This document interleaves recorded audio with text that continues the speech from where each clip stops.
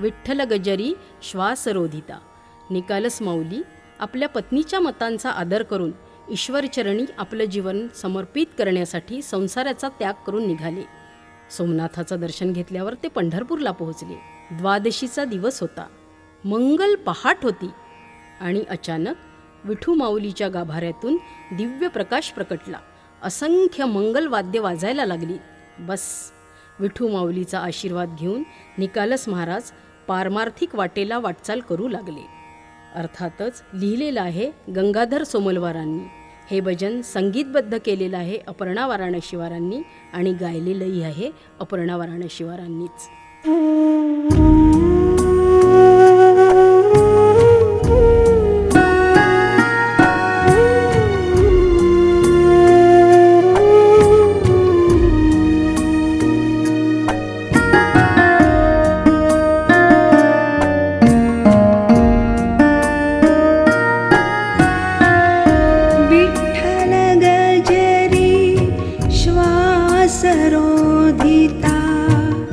विठ्ठल गजरी श्वास रोधिता, ज्योती उडून जाई निकालस समाधीस्थ होई, निकालस समाधीस्थ होई.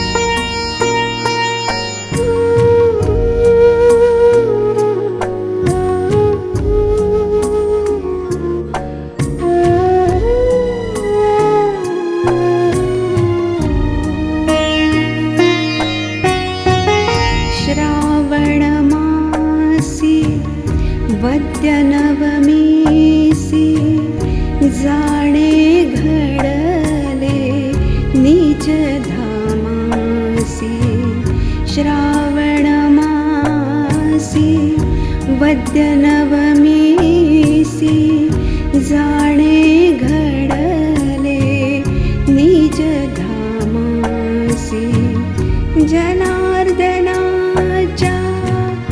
अंकावरती, जनार्दनाच्या अंकावरती ठेवून या डोई, निकालस समाधीस्थ होई, निकालस समाधीस्थ होई.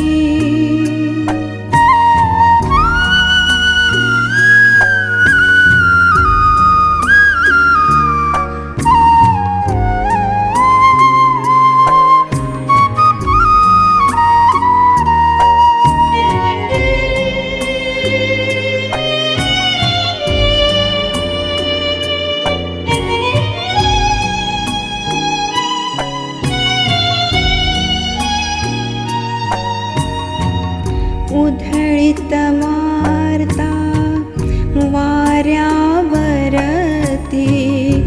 समस्तासही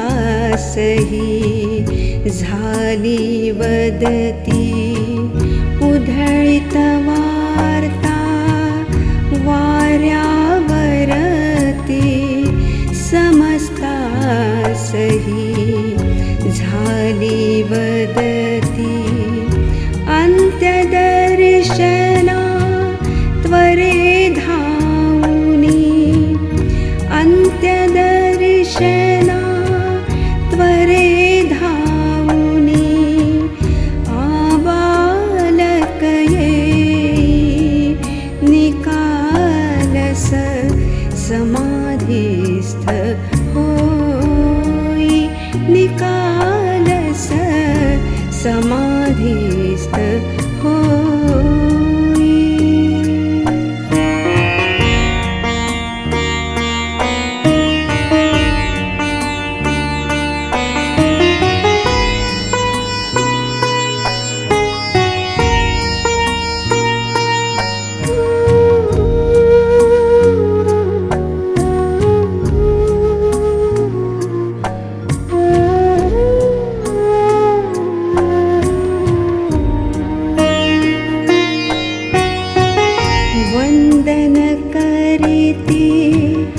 जय जयकारी राजपुरुष येऊन बाहेरी वंदन करीती जय जयकारी